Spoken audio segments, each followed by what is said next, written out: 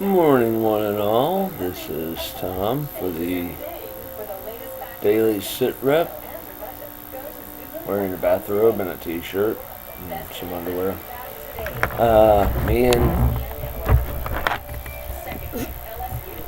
Kenny, I guess you can see the top of his ears there, the misshapen one that I had fixed. And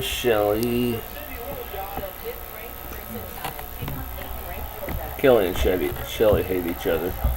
I thought I'd talk sports today because that's what I did all day yesterday was watch the SEC tournament. Thank God the Vols are out of it, so I don't have to see all that orange anymore. And thank you to Joni Padden and Velera Marie Westpace for ruining UT sports for me forever. In fact, I haven't worn my class ring since the memories hit. And that was like between $240 and $300 back in '89 when my mom bought it for me as a graduation gift. I want no association with UT at all. Although I must say that what UT should have done with Bruce Pearl, when he went into his suspension, they should have hired a mid-major coach, told him that, hey, we're not letting you change the assistant staff at all. We're sticking with Bruce Pearl's recruiting plans. Show what you can do, because every year there's 2 or 3 high major schools looking for a new head coach. The worst that will happen is you'll wind up coaching a mid-major team again. Show what you can do. And then make it public going into his final season before Bruce Pearl becomes eligible again, that, hey, he'll be up for grabs at the end of the season. We're going for Bruce Pearl. Because Bruce Pearl fills the stands. Win or lose, which he won more than he lost, as near as I recall. He filled the stands. And he filled the stands for Lady Vols games, and he filled the stands for some of the softball teams, and he went to every sport when he had time. He was loyal to the school. He was very good for it. Whether he's a better X's and O's coach than we've got now, I don't know. I think the coach we've got now is doing a pretty damn good job, which is why we won't drop him and try and recruit Pearl from Auburn, which I doubt Auburn would let us have him anyway. They'd make the price so high that there's just no way. No way we could compete. But that's just my thinking. And I do like the coach we got now. He doesn't bring the excitement that Bruce Pearl did. It's been commented on that this is interesting, that this is one of my favorite cups that Jan has. She collects coffee cups, and this is www.coffeewithcream.com. And I don't drink anything in my coffee, I drink it black. But she's got 3 cups with straight rims. All the rest of them have those outflowing rims, and with the numbness in my lips and jaw from the first stroke, and the numbness from the paralysis on the left side, when I have one of those wide lip cups, I spill coffee all over myself. Every time. And because I don't have much feeling in my chin, I usually don't know it. Until I look down to look at the cat and see what the cat's doing, and I notice all these brown spots all over me. Because I'm an idiot.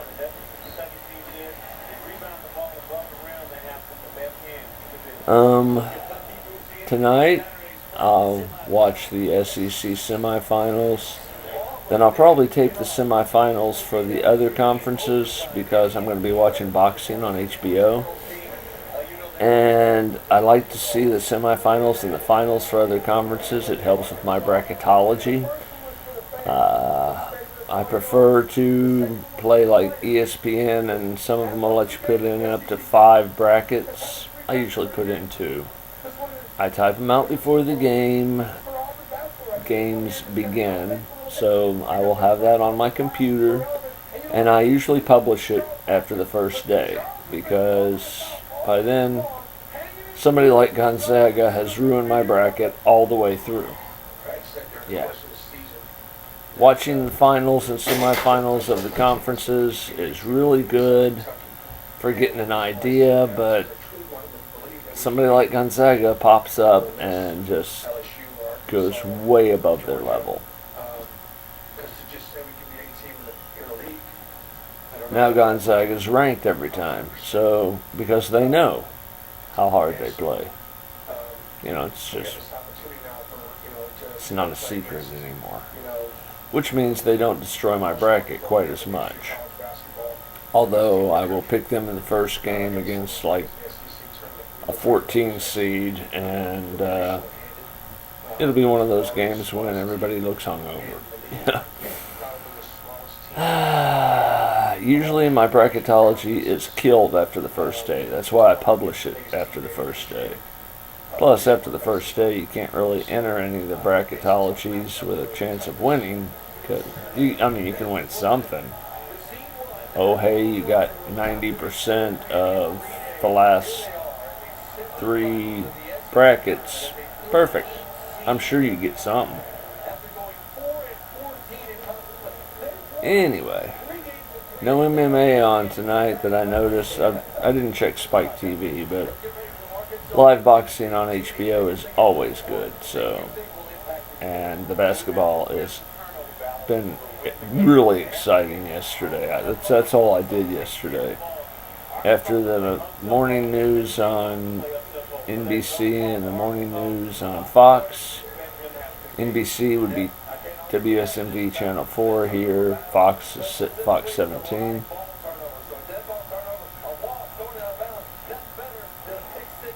I like to get 2 opinions of the news. Then usually if I'm up, I'll watch the 4 o'clock Channel 5 news. Quite often after Price is Right, I'll switch over to the Channel 2 news so I get everybody's views, just to see if they are opinionated or slanted. I don't see the slants that everybody keeps talking about, that, ABC is totally Democratic or totally conservative slanted. I really don't see any different emphasis on the stories. That could just be Nashville. But I catch them all just to be sure. Maybe it's because I don't pay a lot of attention during the political shit. I know what I want in a politician, and I know that Obama should be impeached, but it's not going to happen, apparently. He's just pushed the boundaries too far too many times. I think they've got good grounds. But anyway, so my day's filled with sports. And I'll probably get out of the bathrobe. Yeah, might even shower today if I can find a good time.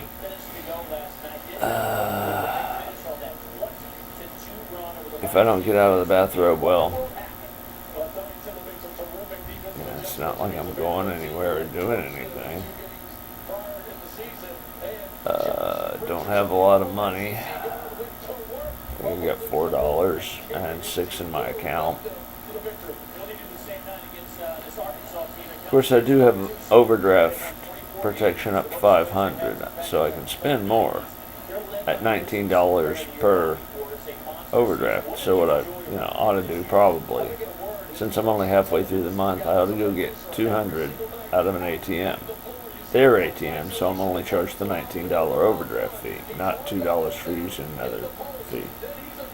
Even if I do it at Kroger, though, that's $21 extra charge, and I've got $200 in cash to make it through the month, which is good, would be good, because we're almost out of entrees.